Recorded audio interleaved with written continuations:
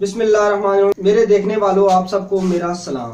6 सितंबर का दिन जब भी आता है तो हमें वो तारीख याद आ जाती है जब हमारी अफवाज पाकिस्तान ने हमारे लिए कुर्बानी दी, और उन शहीदों की कुर्बानी हमारे सामने आ जाती है और हम तारीख ही सिर्फ पढ़ते हैं, तारीख में ही सिर्फ उनको खराज तहसीन पेश करते हैं, बल्कि उनकी जो कुर्बानियां हैं उनको नहीं देखते कि हमारे पाक फौज के जवानों ने कितनी कुर्बानियां दे के आज एक आज़ाद जमहूरियत में हम रह रहे हैं। और अगर आपने पता करना है कि आज़ादी क्या है तो जाके फ़लस्तीन में पता करें। अगर आप चाहते हैं कि आज़ादी का मकसद क्या है तो कश्मीरियों से जाके पता करें, उनको पता है कि उनके पास जो हालात चल रहे हैं वो क्या हैं। लेकिन एक आज़ाद मुल्क होने की कदर और कीमत आज हमें नहीं है। आज हम सबको यकजा होना पड़ेगा।